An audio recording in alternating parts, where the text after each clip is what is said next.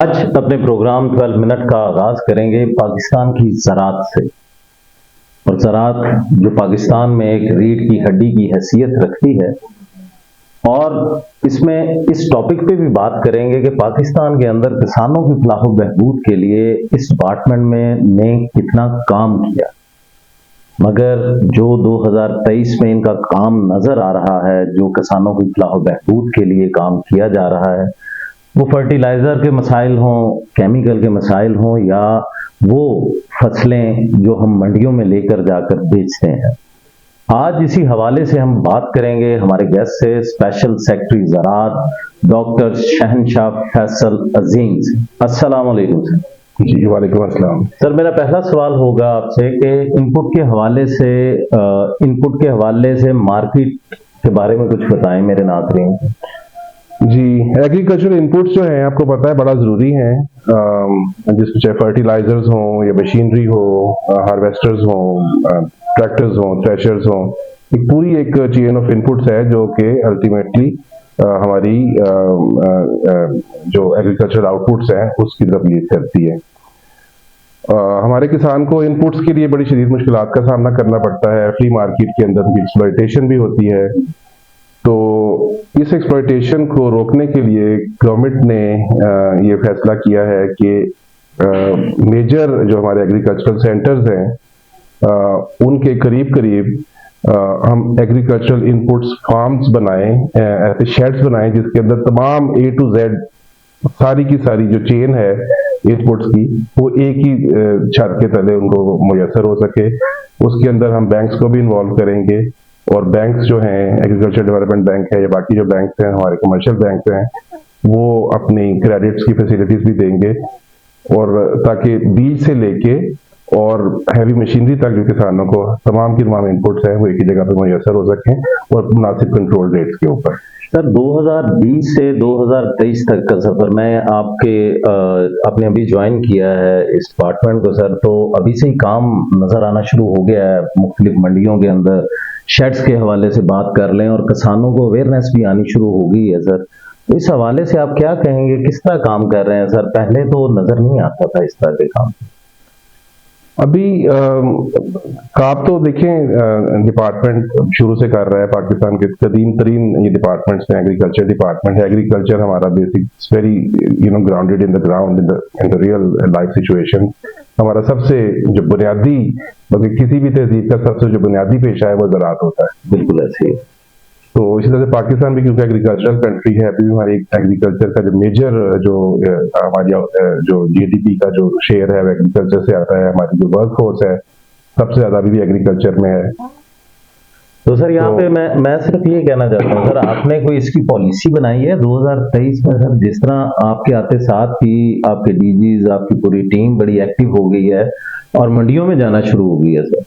जी तो बिल्कुल, इस हवाले से कुछ मेरे नाज़रीन को बताएं सर। हमारी कोशिश ये है कि जो एक राब्ते का जो फुकदान था एग्रीकल्चर डिपार्टमेंट का और हमारे जो फार्मर्स का, किसानों का, और उसके बाद मंडी का, जो एक आपस में इस चेन के अंदर जो कुछ मिसिंग लिंक्स, मिसिंग गैप्स थे, उनको कवर किया जाए। मेरे ख्याल में मेरी पॉलिसी जो जाती पॉलिसी है, जो जाती मेरा जो लाइन ऑफ एक्शन है वो ये है कि फील्ड के अंदर जाके फील्ड के विजिट्स किए जाएं। दफातर के अंदर बैठ के एग्रीकल्चर का काम जैसा है ये नहीं हो सकता है। एग्रीकल्चर की मॉनिटरिंग जो है वो दफातर के अंदर बैठ के नहीं हो सकती है। मंडियों की मॉनिटरिंग दफातर के अंदर बैठ के नहीं हो सकती है। तो मैक्सिमम फील्ड विजिट्स किए जाएं तमाम लेवल्स के ऊपर, ताकि एक पूरा का पूरा अकाउंटेबिलिटी मैकेनिज्म जो है वो अपनी जगह पर परफॉर्म कर रहा हो। इसके साथ साथ जैसे आपको पता है कि हमारी जो डिस्ट्रिक्ट एडमिनिस्ट्रेशन है, ज़िली इंतजामिया के जो दफातर हैं वो भी एग्रीकल्चर मार्केट के विजिट कर रहे होते हैं। लेकिन एग्रीकल्चर डिपार्टमेंट इटसेल्फ जो है, इसके ऑफिसर्स जो क्योंकि बेसिकली इनकी जिम्मेदारी है, तो इनके लिए भी जरूरी है। तो इसलिए हमने ये प्लान किया है कि हम फील्ड विजिट्स और मार्केट के विजिट्स जो हैं करें, ताकि जो एग्रीकल्चर मार्केटिंग है उसको मॉनिटर किया जा सके। सर, यहाँ पे एक आड़त सिस्टम है पाकिस्तान के अंदर, एक ऐसा कॉन्सेप्ट है कि जिम्मेदार मजबूर होके अपनी फसलें उस आड़ती को देता है और वो अपने मनमानी रेट पे उनकी फसलों को बेचते हैं। मगर आपका ये डिपार्टमेंट जब 2020 से और 2023 में अब जो इसके अंदर हम देख रहे हैं, काम कर रहे हैं, जिम्मेदारों की फलाह बहबूद के लिए कर रहे हैं, वो आर्ट सिस्टम खत्म होता हुआ नजर आ रहा है। सर आप इस बारे में क्या कहेंगे कि आर्ट सिस्टम के बारे में और उस शेड के बारे में जहां जिम्मेदार ला के अपनी फसलें रखता है? और देखिए मिडिल मैन जो है, एग्रीकल्चर जो है ये फील्ड से या फार्म से या खेत से शुरू होती है और इसका जो एंड है वो हमारे किचन में होता है। बिल्कुल ऐसे ही। ठीक है, तो इसके अंदर बहुत सारी सप्लाई चेन के अंदर बहुत सारे जो है स्टेप्स हैं या टीयर्स हैं। उसमें जो सबसे जो एक्सप्लॉयटेशन वाला टीयर था वो बेसिकली ये था कि किसान के साथ जो मिडल मैन उसकी फसल उठा लेता है और उसके बाद क्योंकि उसके पास इतने वसाइल हैं, इतना उसके पास रिसोर्सेज हैं कि वो किसान की फसल उठा लेता है और उसके बाद अपनी मर्जी से वो बेचता है, तो किसान जो है बीच में फिस जाता है। बिल्कुल ऐसे ही। तो उसके लिए जरूरी ये समझा गया कि हम कम से कम जो टीयर्स हैं उस तक जो है रिस्ट्रिक्ट करें, तो और उसके लिए मंडियों के अंदर शेड बन जाएं और गवर्नमेंट के जो एम्प्लॉइज हैं, जो गवर्नमेंट का डिपार्टमेंट है वो उसको मॉनिटर कर रहा हो और जो अप्रूव रेट्स हैं वही रेट्स जो है वो किसान देने के लिए मजबूर हो, जो अनड्यू एक्सप्लॉयटेशन है वो ना हो सके। तो इसके लिए हम जो है डिफरेंट किस्म के स्टेप्स ले रहे हैं। सर पाकिस्तान में ज़रई यूनिवर्सिटी के अंदर जो पढ़ाई जाने वाली तालीम है उस बारे में सर आप क्या कहेंगे कि मेरे ख्याल में जो आजकल उनको पढ़ाया जा रहा है, पड़ोसी मुल्कों की बुक्स पढ़ाई जा रही हैं, क्या आप समझते हैं कि पाकिस्तानी ऑथर्स या पीएचडी डॉक्टर्स की हमारे एग्री स्टूडेंट्स को बुक्स पढ़ानी चाहिए ताकि पाकिस्तान के अंदर वो अपने और ज्यादा बेहतर सीड बना सकें, बेहतर केमिकल बना सकें और बाहर के मुल्कों से हमें मंगवाने ना पड़े? सर ये बड़ा अच्छा सवाल है। बेसिकली ये सवाल जो है इसका जवाब मैं इस तरह से दूंगा कि ये सिर्फ एग्रीकल्चर का या ज़राअत का या ज़रई यूनिवर्सिटियों का अलमिया नहीं है।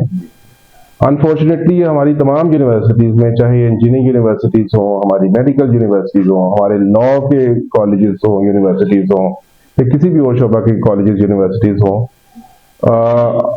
हम बहुत ज्यादा डिपेंड करते हैं फॉरेन ऑथर्स की बुक के ऊपर। इसके लिए कोशिश इंशाल्लाह हम कर रहे हैं और फ्यूचर में मजीद कोशिश करेंगे कि हम अपनी जो इंटरनल इंट्रिंसिक किस्म का जो नॉलेज है उसका एक पूल बनाएं और अपने डॉक्टर्स को और अपने जो ऑथर्स हैं उनको प्रमोट करें और उनकी बुक्स पढ़ाई जाएं।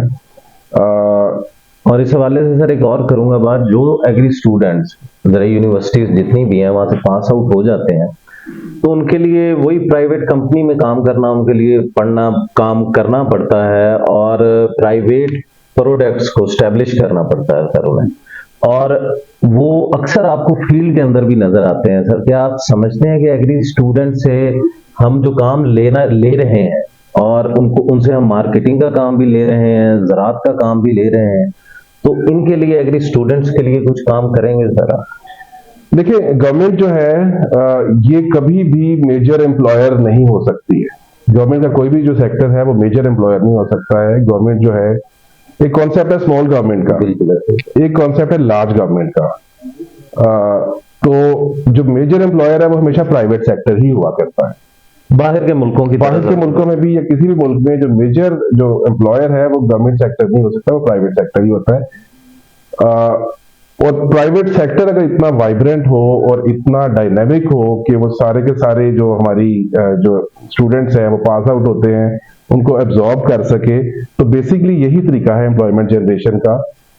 तो इसलिए कोई ऐसा स्टेप जिसमें कि वो तमाम के तमाम जो हमारे एग्रीकल्चर यूनिवर्सिटीज के स्टूडेंट्स हैं वो गवर्नमेंट सेक्टर के अंदर एब्जॉर्ब हो जाए, मेरा ख्याल है ये कोई अच्छी पॉलिसी मेरे ख्याल में। मैं R&D के हवाले से क्या बात कर रहा हूँ कि कोई अगर बच्चे सर कोई नया सीड बनाना चाहें, कोई केमिकल ऐसा बनाना चाहें, कब तक हम पाकिस्तान के अंदर बाहर से इंपोर्ट करते रहेंगे, हाइब्रिड राइस को बाहर से मंगवाते रहेंगे और हाइब्रिड मकई को बाहर से मंगवाते रहेंगे जो पाकिस्तान के अंदर मैक्सिमम यील्ड दे रही है? सर तो मैं सिर्फ इस हवाले से आपकी राय लेना चाह रहा हूँ कि सर कि क्या हमें इन पे फोकस नहीं करना चाहिए कि इन बच्चों के ऊपर और फोकस करें, जो बच्चा हाइब्रिड सीड बना ले, ऐसा हाइब्रिड सीड बना ले जो हम दूसरी यूरोप के जो जितने भी साइंसदान हैं उनको पीछे छोड़ सकें, कोई केमिकल बना ले जो बाहर की दुनिया को दिखा सकें हम।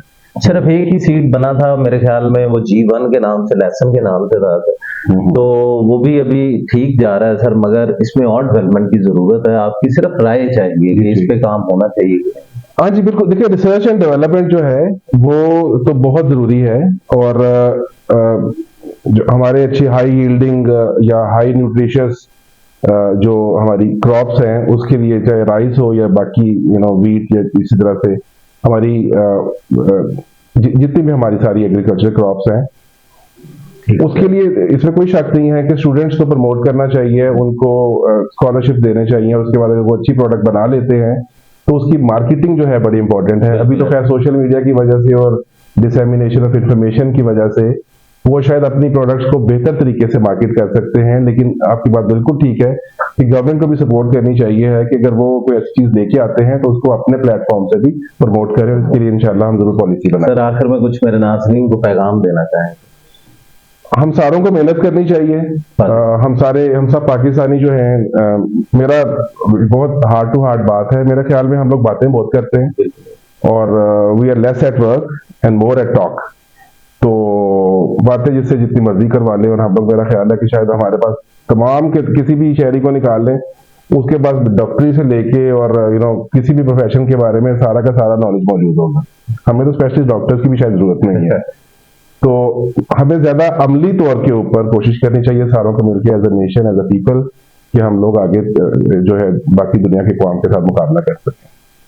नाज़रीन, आखिर में सिर्फ मैं इतना कहूंगा, डॉक्टर शहनशाह फैसल अजीम का ये मानना है, to what heights can I not rise, कि पाकिस्तान के अंदर इनका एक जज्बा है कि हम पाकिस्तान के लिए काम करें, और एग्री स्टूडेंट्स को और जो पास आउट हुए हैं एग्री स्टूडेंट्स, उनके लिए काम करना चाहिए, और पाकिस्तान के किसान के लिए काम करना चाहिए, जो पहले कभी भी पाकिस्तान के अंदर नजर नहीं आया।